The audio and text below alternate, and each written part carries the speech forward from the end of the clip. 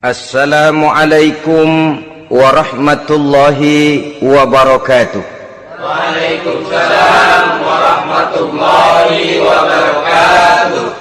Bismillahirrahmanirrahim. Alhamdulillahi rabbil alamin. Wassalatu wassalamu ala ashrafil anbiya'i wal mursalin, Sayyidina wa maulana Muhammadin wa ala alihi wa ashabihi al-mujahidin at-tahirin, amma ba'du.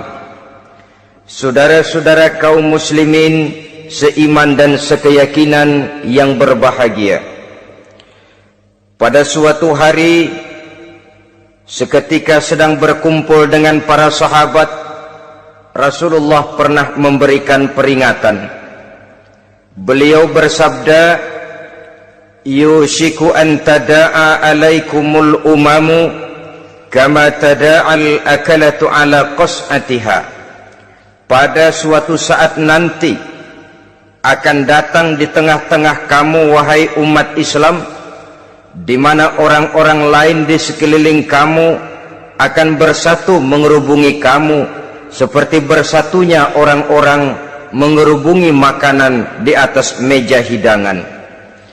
Akan datang suatu saat nanti di mana kondisimu dikepung sedemikian rupa, yang barat mau menerkam, yang timur mau menghantam, yang selatan mau menginjak-injak, yang utara pun akan menjelajah. Kondisimu seperti makanan di atas meja hidangan. Sebagian sahabat merasa heran dan terkejut, lalu mereka bertanya, amin qillati nahnu yawma izin ya Rasulullah, apakah jumlah kami pada waktu itu sedikit ya Rasul, kami sampai dikepung sedemikian rupa?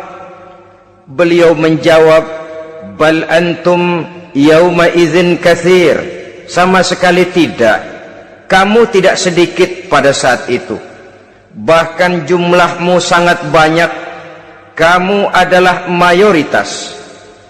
Walakinnakum ghusa'un ka ghusa'is sail, tetapi keadaanmu saat itu persis seperti buih di lautan.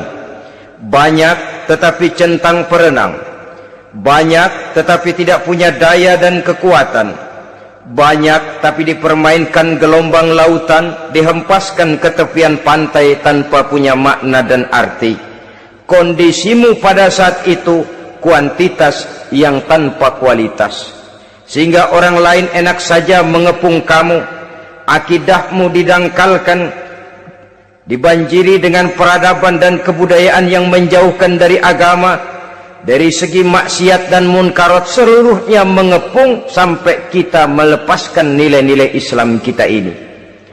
Dan celakanya, sambung beliau, wal yanzi'anna fi qulubi aduwikumul mahabata minkum, akan dicabut kehebatanmu di mata musuh-musuhmu, sehingga pada saat seperti itu orang lain memandangmu umat Islam enteng saja, remeh saja, tidak ada apa-apanya. Sudahlah, pokoknya umat Islam sikat saja, umat Islam enteng, umat Islam kecil, umat Islam tidak ada apa-apanya. Alangkah ironinya, alangkah menyedihkannya, memilukan dan sekaligus memalukan. Umat yang mayoritas ini dipermainkan oleh yang minoritas. Umat yang jumlahnya terbesar, terbanyak, bahkan konon menurut catatan sampai 90%, tapi dipermainkan oleh mereka kelompok-kelompok kecil ini. Wal yakzifanna fi qulubikumul wahn, pada saat itu di hatimu dicampakkanlah penyakit wahan. Sahabat kemudian bertanya, wa mal wahnu ya Rasulullah, apakah penyakit wahan itu ya Rasul? Beliau menjawab, hubbud dunya wa karahiyatul maut. Penyakit wahan itu tidak lain hubbud dunya wa karahiyatul maut, terlalu cinta kepada dunia dan terlalu takut kepada mati, materialistis dan takut resiko. Dua penyakit inilah yang menyebabkan walaupun umat ini mayoritas, tapi dipermainkan oleh yang minoritas. Walaupun dia golongan terbesar, tapi nasibnya seperti makanan di atas meja makan. Dari segala macam penjuru mau menghantam dia. Saudara-saudara kaum muslimin yang berbahagia, ini merupakan analisa sosial bahwa pada suatu saat nanti akan terjadi di tengah-tengah umat di mana kita dihantam dan diserbu dari segala macam penjuru. Akidah didangkalkan, peradaban dan kebudayaan dirusak, makanan dan minuman diracuni, pakaian ditelanjangi dan lain sebagainya, sampai kita melepaskan nilai Islam yang kita cintai ini. Kondisi sosial ini satu saat akan datang kepada kita. Demikian analisa dan peringatan dari Rasulullah sallallahu alaihi wasallam. Marilah sekarang kita melihat, adalah benar bahwa di zaman sekarang kita insya Allah tidak akan mengalami perang Badar sehebat yang pernah dialami oleh Rasul dan para sahabatnya. Tetapi sesungguhnya perang yang kita hadapi di zaman sekarang ini tidak kalah hebatnya dengan perang Badar, tidak kurang dahsyatnya dengan perang Uhud, tidak kurang ngerinya dari perang Khandaq. Hanya saja yang kita hadapi sekarang ini bukan ujung pedang, bukan ujung tombak, bukan ujung panah. Yang kita hadapi sekarang ini adalah perang akidah, perang ideologi, perang mempertahankan keyakinan. Yang kalau kita kalah sekarang, kita memang masih beragama, tetapi anak kita, cucu kita, generasi yang akan hidup 5, 10, 20, 30 tahun yang akan datang, wallahu a'lam bissawab.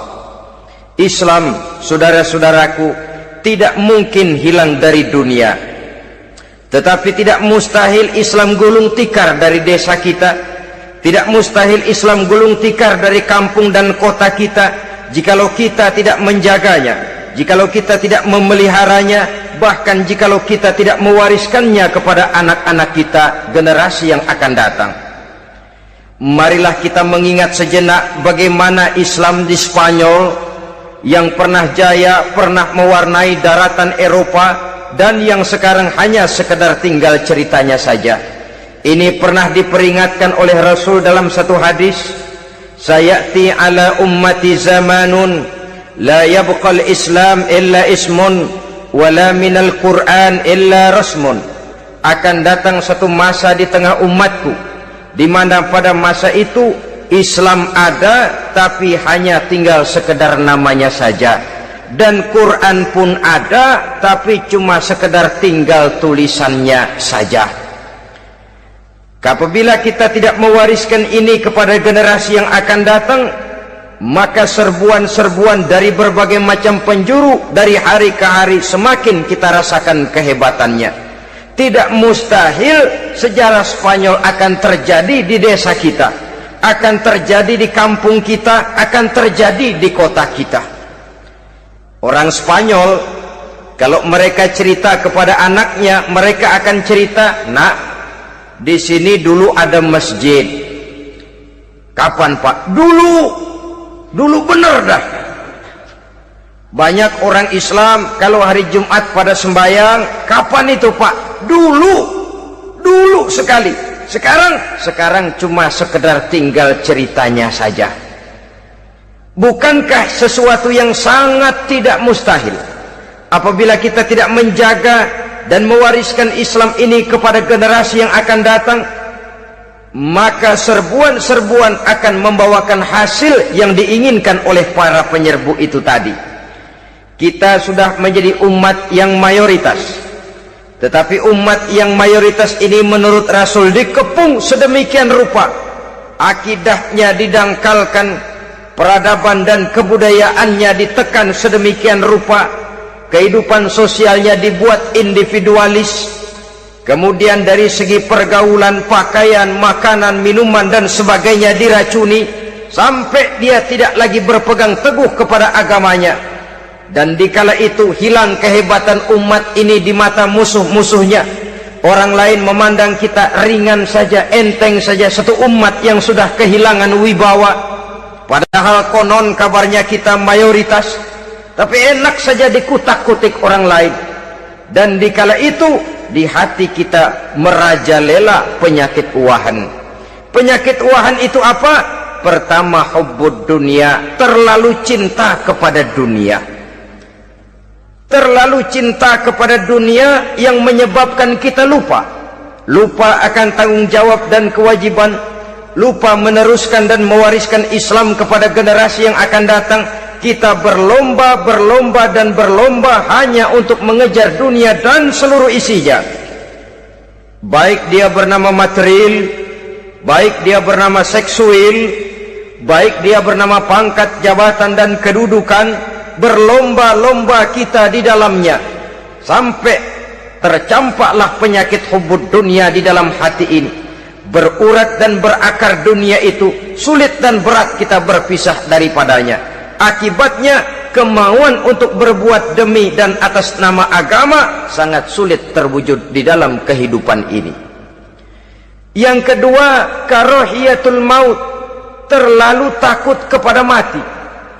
Baik mati ajal, mati dalam artian yang sebenarnya, baik mati usahanya, baik mati karirnya, baik mati pangkat dan jabatannya. Sehingga dengan demikian akibatnya jatuhlah kita menjadi umat yang kehilangan wibawa di mata orang lain. Saudara-saudara kaum muslimin rahimakumullah, saya katakan tadi, perang yang kita hadapi di zaman sekarang adalah perang akidah. Perang menghadapi peradaban dan kebudayaan yang menghancurkan moral daripada anak-anak kita.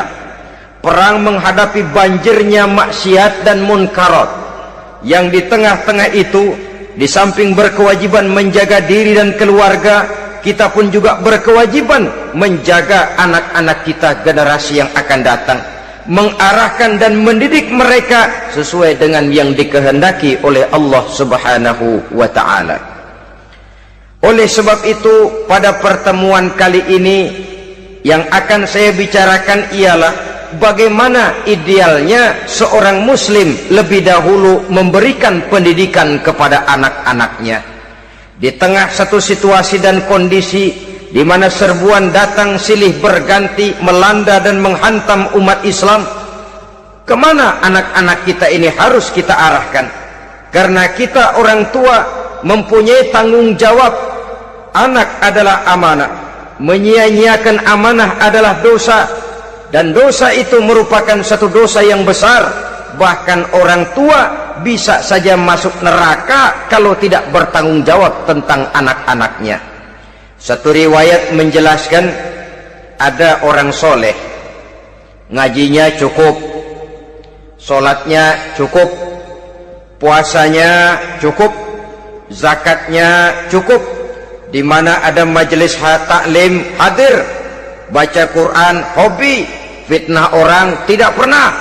Di akhirat setelah disidang dia ternyata lebih banyak kebaikannya daripada kejahatannya, maka dia pun diperintahkan dan dipersilahkan masuk ke dalam surga.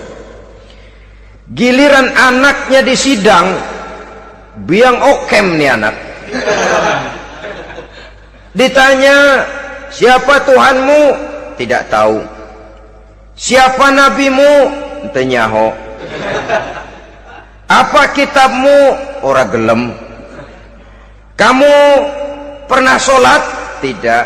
Zakat? Tidak. Puasa? Tidak. Judi? Hobi. Zina? Tiap malam. Mabuk? Berat. Wah, brengsek kamu. Kebaikan tidak ada barang sedikit pun, sementara kesalahan dan dosa berlipat ganda. Kamu neraka. Anak ini protes.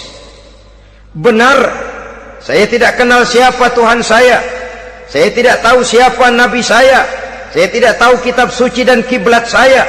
Saya tidak sholat, tidak zakat, tidak puasa. Tiap malam saya judi, saya zina, saya mabuk. Tapi saya kerjakan semua itu karena saya tidak tahu dan orang tua saya tidak pernah memberitahu saya. Dia enak-enakan hadir di majelis taklim, saya nyekek botol, didiemin saja. Dia enak-enakan baca Quran, saya zina, didiamkan saja. Saya bukan tidak mau, orang tua saya sama sekali tidak pernah mendidik saya.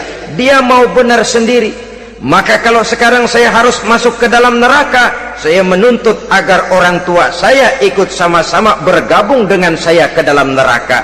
Gara-gara dia tuh saya jadi begini. Orang tuamu yang mana? Tuh, yang barusan mau ke surga. Ini orang tua yang sudah mau berangkat ke surga dipanggil. Sebentar dulu, Mas. Ini benar anak kamu? Iya, Pak. Waktu di dunia kamu tidak pernah ajarin dia ngaji? Sampai dia tidak kenal Tuhannya, tidak kenal nabinya, tidak kenal kiblat dan kitab sucinya? Ya, Pak. Dia tidak sholat, kamu diamkan saja. Dia tidak puasa, tidak zakat, kamu bersikap masa bodoh. Bahkan dia judi, dia zina, dia mabuk, kamu pun berdiam diri saja. Ya, Pak. Tahukah kamu bahwa anak ini adalah amanah? Menyia-nyiakan amanah artinya khianat, dan khianat adalah dosa yang sangat besar. Kamu tidak bertanggung jawab, maka kamu, anakmu gabung ke dalam neraka. Saudara-saudara kaum muslimin rahimakumullah, itu sebabnya Allah pesan benar-benar, ya ayyuhalladzina amanu qu anfusakum wa ahlikum nara.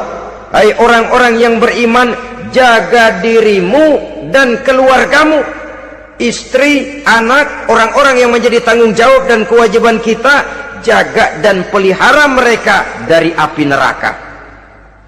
Saudara-saudara kaum muslimin, lalu kalau kita orang-orang tua yang hidup di zaman sekarang ini sudah sering beristighfar, mengurut dada, melihat situasi, membaca peta keadaan, konon tantangan yang akan dihadapi oleh anak-anak kita 15, 20, 25 tahun yang akan datang jauh lebih berat dari apa yang kita hadapi sekarang ini.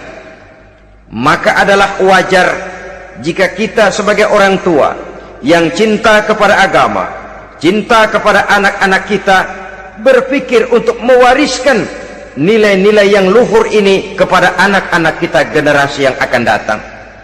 Bagaimana pada mulanya kita harus mendidik mereka? Mari kita telusuri apa yang dicontohkan oleh Al-Quranul Karim. Orang-orang tua bijaksana yang diceritakan dalam Al-Quran, kalau sudah berpikir tentang anak-anaknya generasi yang akan datang, pendidikan pertama yang diberikan kepada anaknya ternyata adalah persoalan akidah. Nabi Ibrahim, pertanyaan yang paling merisaukan beliau buat anak cucunya ialah, ma ta'buduna min ba'di. Saudara bisa lihat surah Al-Baqarah ayat 133. Anak-anakku, kalau pada satu saat nanti aku, ayahmu ini sudah tidak ada lagi, meninggalkan kamu semua, meninggalkan kehidupan dunia ini, ma ta'buduna min ba'di, apa yang akan kamu sembah nak kalau ayah sudah tidak ada lagi? Jikalau ayahmu sekarang masih rajin ke masjid, melakukan rukuk dan sujud, i'tikaf dan membaca Quran, kalau satu saat ayahmu meninggalkan dunia ini, masihkah engkau mau ke dalam masjid? Masihkah engkau rukuk dan sujud? Masihkah engkau i'tikaf? Ma ta'buduna min ba'di, apa yang akan kamu sembah kalau aku ayahmu tidak ada lagi nak? Ditanamkan bukan hanya keyakinan bertauhid, sekaligus juga menyembah kepada Allah yang kita yakinkan dengan tauhid itu tadi. Bukankah berbeda dengan kita kebanyakan orang tua sekarang? Kita tidak pernah berpikir ma ta'buduna min ba'di, kalau bapak tidak ada kamu nyembah apa nak?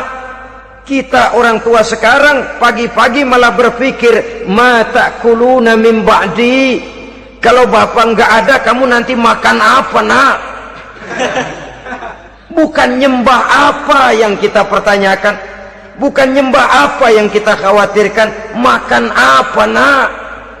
Maka yang dicari lalu sekolah-sekolah yang bonafit, yang tidak peduli apakah itu merusak imannya, mematikan akidahnya, menghancurkan keyakinannya. Yang penting ada jaminan hari depan bisa dapat lapangan kerja. Akibatnya berduyun-duyun orang-orang tua muslim menyekolahkan anaknya di sekolah-sekolah yang bukan Islam, yang nyata-nyata membahayakan akidahnya, dididik dengan kultur dan budaya yang bertentangan dengan nilai-nilai agamanya. Bukankah ini berarti merelakan anak untuk dikafirkan? Bukankah ini artinya menyerahkan anak untuk ditulis menurut selera para pendidik yang tidak sesuai dengan nilai akidah yang dimilikinya? Mengapa kita tidak berpikir seperti Nabi Ibrahim yang sebelum memberikan pendidikan kecerdasan, sebelum pendidikan matematika, IPS, PSPB dan disiplin ilmu lainnya, yang pertama ditanamkan, ma ta'buduna min ba'di, kalau ayahmu tidak ada, kamu menyembah apa nak? Menyembah Allah, apa nanti malah menyembah harta? Menyembah Allah, apa nanti malah mendewa-dewakan pangkat dan jabatan? Menyembah Allah, apa malah nanti menyembah alam? Itu yang dikhawatirkan Nabi Ibrahim kepada generasi yang akan datang. Dan itu saudara-saudara, yang seharusnya mengkhawatirkan kita kepada anak-anak kita, generasi yang akan datang. Lihatlah serbuan akidah di zaman sekarang ini. Dimanfaatkan kemiskinan kita umat Islam. Diberikan kita tawaran berupa beras, pakaian, obat-obatan, kalau perlu beasiswa, asal bisa melepaskan keislaman kita ini. Bertahap, sedikit demi sedikit, step by step, shibran bi shibrin wa zira'an bi zira'in. Dan harus saya ingatkan, orang di zaman sekarang tidak mungkin menghantam Islam secara frontal. Tidak mungkin menghantam Islam terang-terangan, apalagi mengerahkan satuan militer. Tidak. Orang berhitung bagaimanapun kondisi dan kualitasnya umat Islam, mereka masih punya satu modal penting, fanatisme agama. Kalau ini disulut, api jihad segera berkobar, dan hanya maut yang bisa menghentikan orang yang dibakar dengan semangat jihad.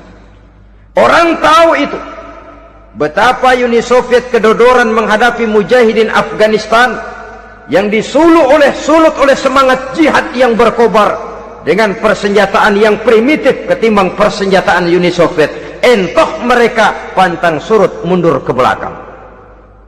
Jadi jangan mimpi bahwa orang mau menghantam Islam ini dengan melarang pengajian, meruntuhkan masjid, menyegel pondok pesantren. Tidak. Melarang orang sholat, tidak. Kalau perlu masjid diperbanyak, musola diperbesar. Tapi bikin itu masjid seperti museum, besar, megah, mercusuar, tapi bikin seperti museum. Tempat orang kagum, tempat orang memuji, tapi sunyi dari nilai-nilai ibadah. Saudara-saudara kaum muslimin, untuk sampai kepada penghantaman akidah, jalan yang paling mudah dirintis sekarang ini secara bertahap dan sistematis, memisahkan umat Islam dari Islamnya. Biarkan mereka bernama Muslim. Biarkan di atas kartu penduduknya tertulis agama Islam. Tapi tanamkan budaya-budaya yang menyebabkan cara bergaul mereka, cara berumah tangga mereka, cara bertetangga mereka, sampai kepada cara mereka berpakaian, cara mereka bergaul, cara mereka makan dan minum, cara mereka mendidik dan menyekolahkan anak, sama sekali tidak lagi mencerminkan nilai-nilai yang Islami. Itu sudah satu usaha yang paling praktis, memisahkan umat Islam dengan Islamnya. Kalau sadarlah kita ke arah ini usaha orang di zaman sekarang, maka yang harus pertama kita tanamkan kepada anak-anak kita, didik mereka dengan jiwa tauhid yang mengkristal di dalam batinnya, meresap sampai ke tulang sumsumnya, yang tidak akan sampai pun nyawa berpisah dari badannya, akidah itu tidak akan berpisah dari hatinya. Bahkan dia sanggup dengan tegar berkata, lebih baik saya melarat karena mempertahankan iman daripada hidup mewah dengan menjual akidah. Satu khitah, satu garis kehidupan yang perlu kita wariskan kepada anak-anak kita, generasi yang akan datang. Dahulu ada satu tradisi, saudara-saudara. Kalau anak gadis kita dilamar orang lalu bertanya, anakmu mau ngelamar gadis saya, apa sudah khatam Quran berapa kali? Apa sudah bisa baca kitab macam-macam dan lain sebagainya? Sehingga lahirlah satu kebanggaan. Apapun motifnya, tapi pertanyaan semacam ini zaman sekarang sudah langka. Paling-paling yang ditanya kalau anaknya dilamar orang, anakmu kerja di mana? Gajinya sebulan berapa? Kendaraannya bebek apa soal? Apa-apa? Itu yang kita pertanyakan, berkisar di seputar materi, kerja, job, status sosial, dan lain sebagainya. Perkara bisa baca Quran atau tidak, nomor 18. Perkara sembahyangnya rajin apa tidak, nomor 36. Saudara hadirin, akibatnya terjadi pergeseran nilai.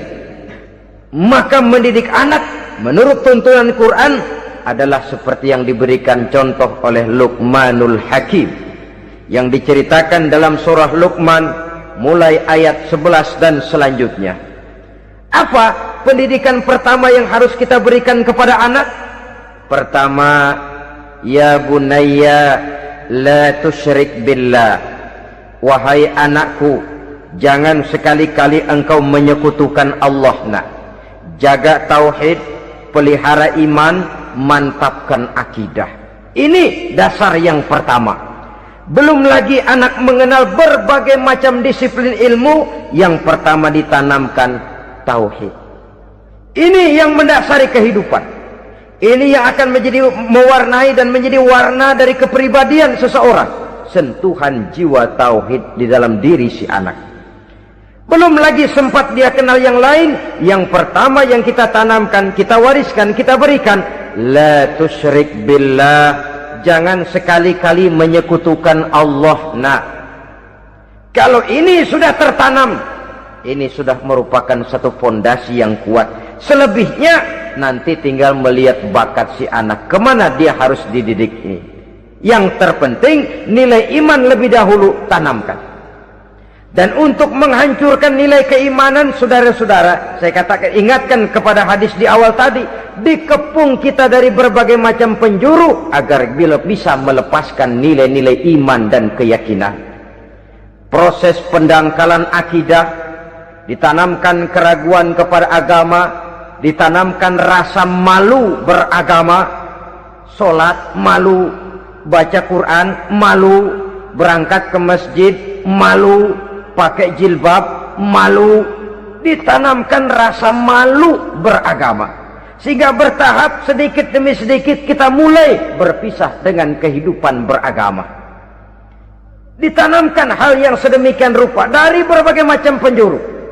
Dihantam akidah, akidah kuat, dihantam dari segi peradaban dan kebudayaan. Diperbanyaklah peradaban dan kebudayaan yang bukan mendekatkan kita dengan agama, malah mendekatkan kita dengan neraka.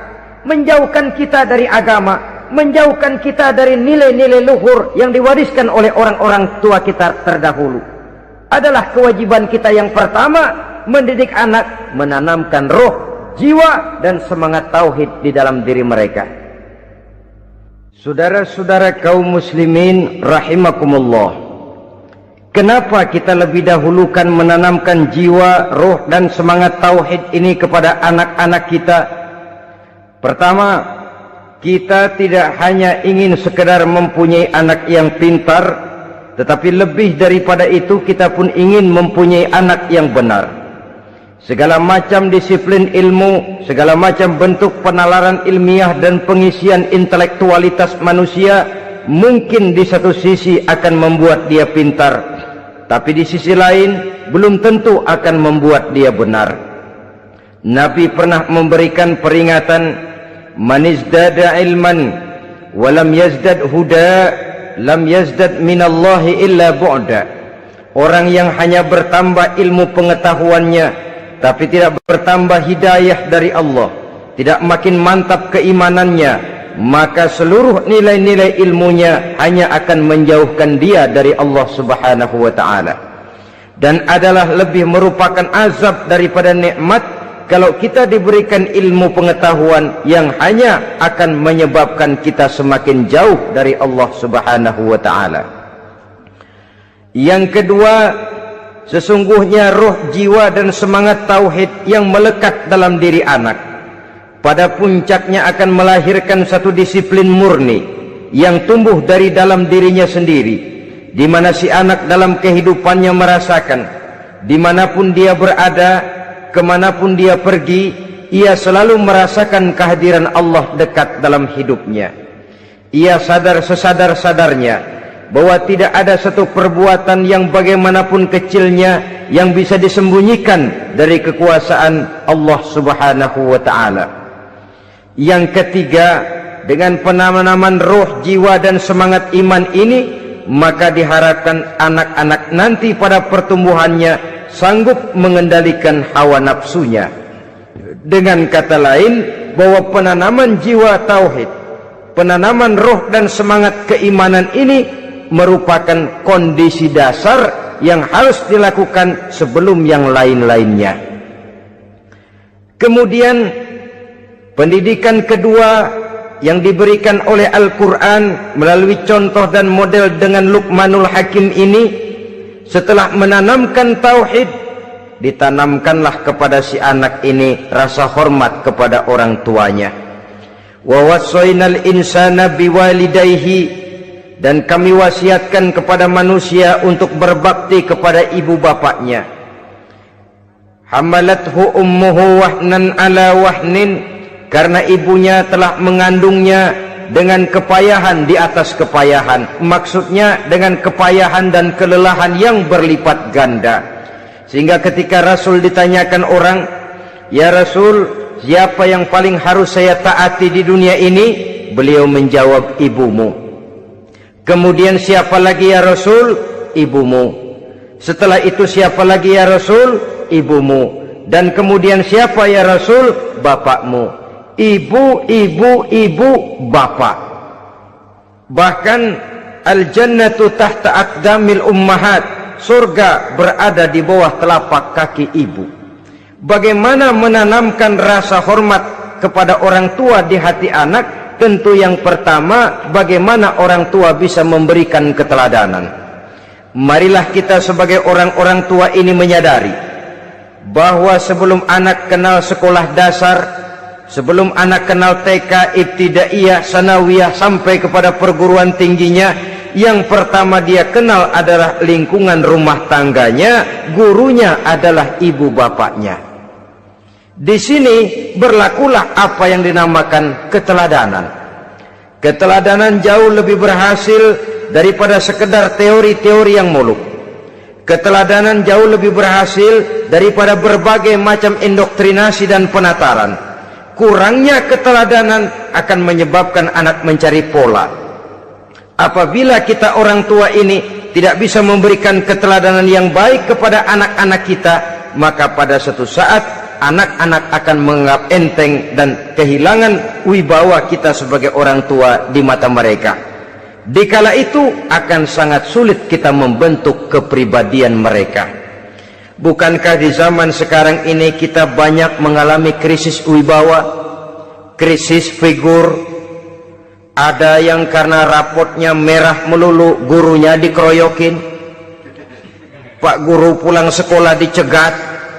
Bahkan nyaris ada orang tua pernah dibunuh oleh anaknya sendiri, dan lain sebagainya. Kasus-kasus yang sebenarnya tidak perlu terjadi, karena memang bukan saja bertentangan dengan nilai budaya kita sebagai bangsa, tapi juga bertentangan dengan ajaran agama kita sendiri. Krisis wibawa, krisis figur, yang juga akibatnya harus kita sadari banyak faktor yang membentuk kepribadian anak. Pergaulannya, yang dibacanya, yang ditontonnya, yang disaksikannya di dalam kehidupan, Benar kita menyekolahkan mereka, tapi berapa jam mereka di sekolah? 6 jam, 7 jam paling lama. Sedangkan mereka hidup 1 hari 1 malam 24 jam. Kalau cuma 7 jam di sekolah, ini berarti lebih banyak dia di luar sekolah. Dan di luar sekolah itu artinya ya rumah tangganya, ya temannya, ya lingkungan di mana dia tinggal, yang seluruhnya sangat besar pengaruhnya dalam ikut membentuk kepribadian anak-anak kita. Saya katakan tadi, di samping kita menghadapi perang akidah, kita pun berhadapan di dalam perang menghadapi peradaban dan kebudayaan yang bukan saja menjauhkan kita dari agama, tetapi sanggup menghancurkan moral daripada anak-anak kita. Secara pribadi, saudara-saudara, saya iri, saya kagum misalnya dengan kemajuan yang diperoleh oleh negara tetangga kita, Jepang misalnya. Padahal tahun 45 ia pun hancur lebur oleh meledaknya atom di Hiroshima dan Nagasaki. Tapi bagai satu tenaga raksasa kemudian Jepang bangkit menjadi satu negara superpower di Asia. Bahkan gurunya saja Amerika sekarang ini kewalahan menghadapi perang dagang dengan Jepang ini. Dan yang menarik, Jepang bisa maju dan modern dengan tetap menjadi Jepang, tanpa harus kehilangan identitasnya sebagai satu bangsa, tanpa harus kehilangan kepribadiannya sebagai satu bangsa. Sebagai negara yang sedang berkembang, kita sering latah. Kita ingin meniru Barat, tapi bukan teknologinya, westernisasinya yang kita tiru. Bukan isinya, kulitnya yang kita ambil. Akibatnya apa? Modernnya belum, orangnya sudah Barat. Bergaulnya sudah cara Barat, berumah tangganya sudah cara Barat, berpakaiannya sudah cara Barat, mendidik anaknya sudah cara Barat. Di mana ketemu orang tua cukup hello daddy. Kulitnya kita ambil, sementara isinya kita campakkan. Ironi dan menyedihkan. Padahal kita sesungguhnya bisa maju dan modern, bisa mengejar segala ketinggalan dan keterbelakangan kita dengan tetap menjaga nilai-nilai luhur budaya kita sebagai satu bangsa, mengambil isinya, dan kalau memang tidak perlu lalu mencampakkan kulitnya. Pengaruh peradaban dan kebudayaan yang menghancurkan moral daripada anak-anak kita oleh pesatnya arus teknologi, oleh pesatnya arus komunikasi, di mana hal-hal yang terjadi di belahan dunia lain dapat kita saksikan hari ini juga melalui layar televisi. Yang terjadi di Amerika, di Eropa, di Afrika, di ujung dunia yang paling ujung sekalipun, di ujung dunia yang paling ujung, hari ini kejadian, hari ini sudah bisa kita saksikan. Pesatnya arus komunikasi, kalau jatuh ke tangan anak-anak kita yang belum mempunyai filter, daya saring positif, akan dicerna oleh mereka tanpa memilah dan memilih. Akibatnya, orang kampung bilang kelolodan. Makan nggak dikunyah lagi. Tentu saja akhirnya kelolodan, dan kalau sudah kelolodan menyusahkan kita seluruhnya. Oleh karena itu budaya menghormati orang tua perlu dijaga, perlu dipelihara dan diwariskan kepada anak-anak kita. Tali silaturahmi sehingga ada respeknya kepada orang tuanya. Jangan bapaknya dianggap CS, ibunya dianggap CS, kakeknya dianggap CS. Hilang rasa respek, hilang rasa menghormati. Sementara orang tua sendiri tidak bisa memberikan keteladanan, kurang mendapat perhatian dan lain sebagainya. Apalagi kalau baik ibu maupun bapak adalah orang-orang karier yang setiap hari sibuk menghadapi tugas masing-masing. Bapak sibuk rapat, pindah kantor sana kantor sini, ibu sibuk arisan, besarlah anak-anak di tangan pembantu dan lain sebagainya, sehingga dia merasa kurang mendapat perhatian, dan ini akan ikut membentuk warna dari kepribadian yang dimilikinya.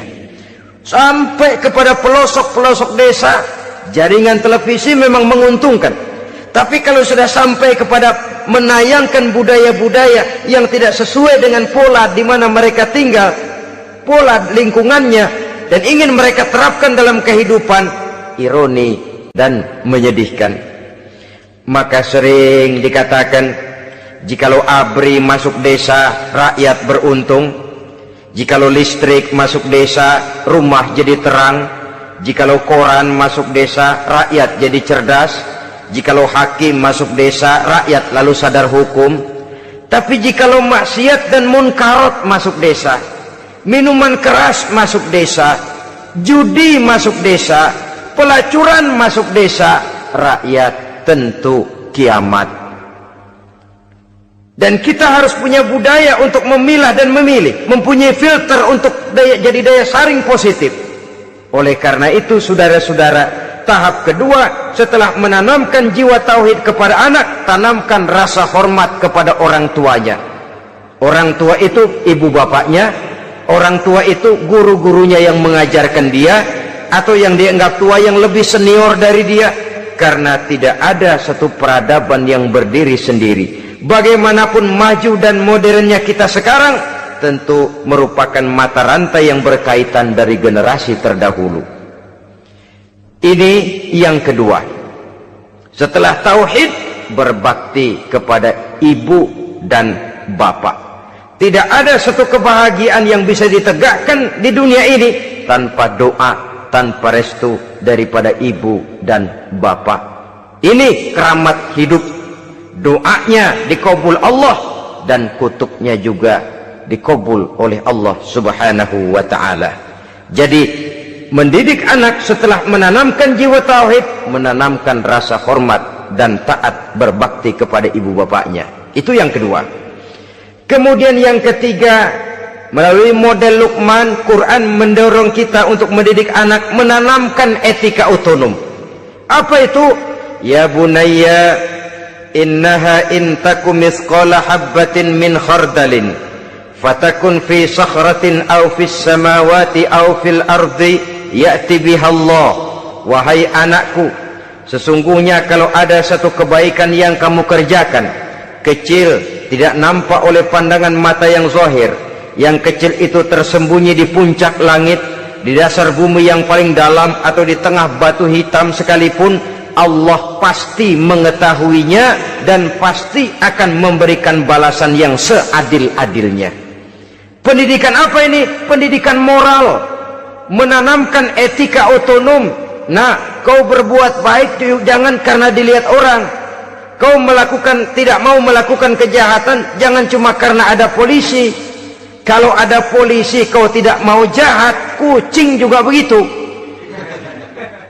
Coba lihat kucing, taruh ikan asin di piring kaleng, tongkrongin, aduh kucing kalem, sopan, tenang. Sedikit kita lengah, habis ikan digarap.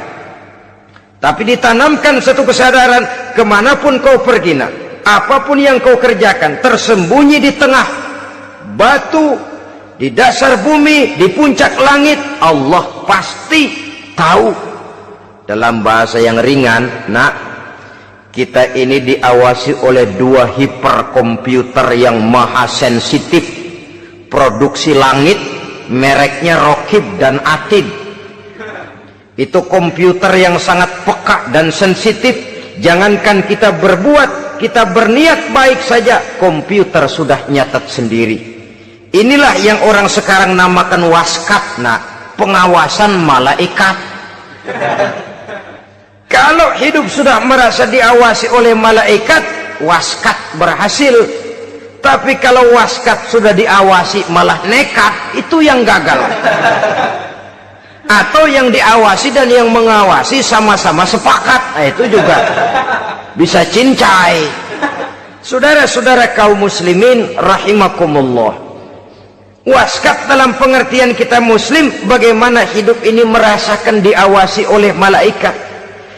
Intelektualitas yang tinggi sekalipun, IQ yang nilainya plus sekalipun, disiplin ilmu yang bagaimanapun banyak yang memenuhi benak kita, tanpa diiringi oleh etika otonom, orang sering mencari celah dan kesempatan. mencari celah dan kesempatan. Tapi kalau sudah merasa kemanapun saya pergi, dimanapun saya berada, kebaikan bagaimanapun sekecilnya saya lakukan, toh Allah pasti akan memberikan balasan. In khairan fa khairun, wa in syarran fa syarrun. Jikalau baik, baik balasan yang kita terima. Jikalau jahat, jahat kejahatan yang kita terima. Kalau sudah ke arah ini kita berpikir, maka sesungguhnya kalau kita berbuat baik kepada orang lain, hakikatnya kita sudah berbuat baik kepada diri kita sendiri. Lalu tidak ada merasa rugi berbuat baik kepada orang, karena manakala dia melakukan kebaikan kepada orang lain, artinya dia sudah berbuat baik untuk dirinya sendiri. Jadi setelah tauhid, kemudian berbakti kepada ibu bapak, yang ketiga baru pendidikan tentang akhlak, tentang moral. Pola ini yang sering terlupakan oleh kita, bahwa bagi kita itu pendidikan tidak lain upaya mencerdaskan otak anak. Jangan sampai sebab ini kelihatannya pembangunan makin maju, persaingan hidup makin tajam, tensi ekonomi semakin tinggi, sementara jumlah tenaga kerja dengan lapangan kerja yang tersedia jauh dari mencukupi. Jikalau tidak membekali anak dengan pendidikan yang menunjang lapangan pekerjaan, orang tua khawatir, takut sekali anaknya jadi gelandangan. Dikhawatirkannya kehidupan dunia ini, sementara dia lupa kalau anaknya bisa jadi gelandangan di akhirat. Padahal selama-lamanya gelandangan di dunia paling seumur manusia itu 60 tahun, 70 tahun lah umur orang sekarang. 70 itu sudah luar biasa itu. Tapi kalau harus menggelandang di akhirat, menjadi gelandangan di akhirat, alangkah menyedihkannya. Apakah akan kita korbankan satu kehidupan yang langgeng, abadi, cuma karena tertipu oleh fata morgana dan kamuflase? Kita korbankan yang sedikit, kita korbankan yang besar karena kita memilih yang sedikit.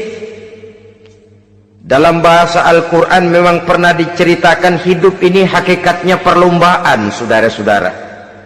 Perlombaan. Dan di dalam perlombaan itu ada yang menang, ada yang kalah. Al-Quran lalu memberikan peringatan, Alhaakumut takatsur, kamu telah lalai karena berlomba-lomba memperbanyak harta, mempertinggi pangkat dan kedudukan, hatta zurtumul maqabir, sampai kamu akan masuk ke liang kubur baru sadar. Apalagi kalau nafas sudah sampai di tenggorokan, persis Fir'aun sudah tenggelam di lautan merah, mau mampus, baru dalam sekaratnya amantu birabbi Musa wa Harun. Kalau begini caranya, saya juga percaya kepada Tuhan Musa dan Harun, percaya kepada Allah. Sudah mau mati, baru amantu birabbi Musa, kami percaya kepada Tuhan Nabi Musa, kata Fir'aun. Malaikat maut kesal benar, dilelepin terus di laut, mampus terus sekalian.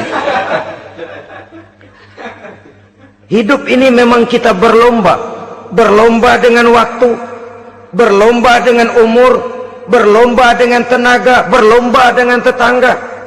Yang jangankan kita sampai mundur, berhenti saja sejenak, kita akan ditinggalkan oleh yang lain. Tiada kata mundur, bahkan tiada kata berhenti. Sekali kita melangkah, melangkahlah terus. Tapi berlombalah seperti yang dikehendaki Quran, fastabiqul khairat, berlomba-lombalah di dalam kebajikan. Jangan berlomba-lomba di dalam kemaksiatan, kemunkaran, kejahatan. Berlombalah dalam urusan kebaikan. Saudara-saudara kaum muslimin rahimakumullah, tauhid, berbakti kepada ibu bapa, kemudian pendidikan tentang moral. Apabila pendidikan tentang moral sudah tertanam, barulah lihat bakat si anak. Kemana bakatnya? Anak saya kelihatannya dari kecil demennya main bedil-bedilan saja. Abri kali itu. Kirim ke Magelang, masukkan akabri. Tapi dengan syarat 3 itu tadi. Iman sudah tertanam, rasa bakti kepada ibu bapak sudah ada, dan punya nilai moral. Sehingga boleh jadi nanti dia menjadi jenderal yang beriman, yang berbakti kepada ibu bapaknya, dan punya moral yang tinggi. Kan lebih baik rakyat rendah tapi akhlaknya tinggi daripada pejabat tinggi tapi moralnya rendah. Jauh lebih baik rakyat rendah punya moral tinggi ketimbang pejabat tinggi punya moral rendah. Nilai moral ini yang jadi ukuran dan barometer di masyarakat. Yang ini yang sering kita lupakan, bahwa kehancuran satu bangsa dimanapun di dunia ini selalu dimulai dengan kehancuran moral daripada bangsa itu sendiri. Sekarang membina nilai moral ini berat. Gadis kita, remaja, putri diberikan pakaian jilbab, mungkin dia sendiri masih setengah-setengah, ditambah lagi oleh ledekan temennya. Jilbab lah kuno, bau sorga lah, bau masjid lah, bau menyan lah. Ditanamkan rasa malu untuk hidup dekat dengan agama. Kalau moral semacam ini sudah tertanam, sedikit demi sedikit kita mulai mengucapkan selamat tinggal kepada agama. Dan kemalangan apa yang lebih malang kalau kita sudah jauh dari agama ini? Bukankah Islam telah menyelamatkan manusia dari penyakit jahiliyah dan membawanya kepada satu kehidupan yang maju dan modern? Kalau kita tinggalkan Islam ini, bukankah artinya kita akan kembali kepada satu zaman jahiliyah? Hanya saja jahiliyah itu berada di abad modern. Versinya tentu lebih modern. Kalau zaman jahiliyah dulu mabuknya pakai arak, zaman sekarang sudah macam-macam orang bisa mabuk. Kalau zaman jahiliyah dulu anak perempuan dikubur hidup-hidup, zaman sekarang kadang-kadang belum sempat lahir ke dunia, malah sudah dibunuh lebih dahulu. Versinya saja yang berbeda. Kalau di zaman jahiliyah dahulu manusia menyembah batu yang bernama Latta, Uzza, Manat dan Hubal, di zaman jahiliyah modern sekarang ini orang sering menyembah kepala bagiannya, sering menyembah atasannya, sering menyembah komputer, sering menyembah teknologi modern yang lebih diyakininya daripada Allah sebagai keyakinan sentral di dalam hidupnya. Saudara-saudara kaum muslimin rahimakumullah. Jadi yang ketiga, nilai moral yang ditanamkan kepada anak-anak kita supaya dia bisa menghadapi tantangan-tantangan hidup yang semakin berat ini dengan tetap berpegang teguh kepada nilai-nilai moral yang diwarnai oleh jiwa keimanannya yang bersumber dari ajaran agamanya. 3. Kemudian yang keempat, barulah tatanan kehidupan sehari-hari. Apa kata Luqman? Ya bunayya aqimis sholah. Setelah bertauhid, berbakti kepada ibu bapak, punya nilai moral. Ya bunayya aqimis sholah, nak dirikan sholat. Rumah tangga muslim, anak berumur 7 tahun sudah berani meninggalkan sholat, kata Nabi, pukul. Bukan untuk menyakiti, untuk mendidik, karena sayang kepada anak. Saudara-saudara, kita khawatir betul kepada anak. Kalau dia pulang dari sekolah, buru-buru kita sebagai orang tua bertanya, sudah makan nak? Sudah istirahat nak? Tapi jarang kita sebagai orang tua melontarkan, sudah sholat nak? Bahkan kita bisa memberikan sugesti kepada anak. Nah, kalau kau naik kelas 1 sampai naik ke kelas 2, bapak beliin sepeda. Tamat SD nak, motor. Tamat SMP nak, ke Bali kita. Tamat SMA nak, Singapura. Saudara-saudara, tapi kalau untuk urusan sholat misalnya, kita tidak pernah memberikan sugesti kepada anak-anak kita. Nah, kalau kau hafal Fatihah lengkap dengan artinya, bapak beliin sepatu. Nah, kalau kau bisa sholat dengan baik, cukup syarat rukunnya, bapak beliin sepeda. Ada rangsangan, ada sugesti yang membuat anak lebih tergerak untuk hidup dalam suasana keagamaan. Ya bunayya aqimis sholah, nak dirikan sholat. Sebab ini sandaran vertikal yang paling langsung antara manusia dengan Tuhannya. Menyadari bahwa sepanjang yang bisa dilakukan oleh manusia hanyalah berusaha dan berusaha, dan kepastian sepenuhnya ada di tangan Allah. Dengan solat kepribadianmu diperteguh, dengan solat sandaran vertikalmu kepada Allah diperkuat. Dan pada waktunya nanti Al-Quran memberikan bimbingan, hendaklah minta tolong kepada Allah dengan sabar dan tetap mendirikan solat. Ya bunayya aqimis sholat. Setelah itu wa'mur bil ma'rufi wanha 'anil munkar. Tegaklah membina yang ma'ruf, tegaklah mencegah yang munkar. Ini sikap hidup sudah. Solat tadi tugas hidup. Lalu sikap hidup tampil di tengah masyarakat, membina yang ma'ruf, mencegah yang munkar sesuai dengan kesanggupan masing-masing. Bukankah setiap kita kepingin punya anak yang bermanfaat, setidaknya bagi keluarganya, syukur kalau bisa bagi lingkungannya, bagi masyarakat, bangsa dan negaranya. Dan satu di antara tanda orang yang bermanfaat, kalau dia bisa hidup menjadi penganjur yang ma'ruf dan pencegah yang munkar. Dan itu kalau tidak ada hidayah, sulit orang mau melaksanakan itu. Sebab apa? Ada kecenderungan belakangan ini di mana agama dianggap urusan pribadi. Sehingga orang lalu sering bilang, jangan bawa-bawa agama dah, itu kan bukan urusan agama. Ini sudah ciri berpikirnya sekuler. Jangan bawa-bawa agama. Agama urusan pribadi, artinya orang mau sholat mau enggak jangan bilang apa-apa dah, urusan dia sendirian. Dia mau puasa dia enggak, merdeka saja, urusan pribadi. Agama bukan persoalan pribadi. Apalagi jika sudah menyangkut amar ma'ruf dan nahi munkar, siap menegakkan yang baik, mencegah yang munkar, untuk tegaknya satu masyarakat yang diwarnai oleh kebaikan dan terhindar dari segala macam kejahatan. Dan terus ayat-ayat selanjutnya mencerminkan sikap hidup. Namun yang intinya, cara mendidik anak yang baik yang dicontohkan oleh Al-Quran dengan Luqmanul Hakim sebagai model. Pertama, tanamkan tauhid. Yang kedua, tanamkan rasa hormat dan berbakti kepada ibu bapaknya. Yang ketiga, tanamkan moral, nilai akhlak yang tinggi. Setelah itu yang keempat, biasakan hidup dalam suasana keagamaan. Kontrollah sholatnya, kontrollah baca Qur'annya, kontrollah puasanya di bulan Ramadan. Ajaklah anak-anak sholat berjamaah, sehingga dengan demikian dia terbiasa oleh satu suasana yang mendekatkan dia dengan nilai agamanya.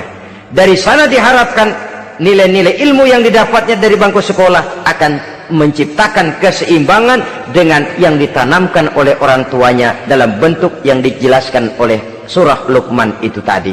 Sehingga apabila keseimbangan ini terwujud, akan menjalin keseimbangan dalam pola berpikir, dan keseimbangan dalam pola berpikir akan melahirkan keseimbangan dalam perbuatannya. Terwujudlah kita harapkan insan yang fid dunya hasanah wa fil akhirati hasanah. Inilah harapan kita semua. Mudah-mudahan Allah memberikan kekuatan kepada kita untuk mewariskan nilai-nilai yang baik kepada generasi yang akan datang, sehingga esok harus lebih baik daripada hari ini, dan lusa harus lebih baik daripada hari esok. Terima kasih atas perhatian saudara. Mohon maaf atas segala kekurangan. Usikum wa nafsi bitaqwallah. Wassalamualaikum warahmatullahi wabarakatuh. Waalaikumsalam.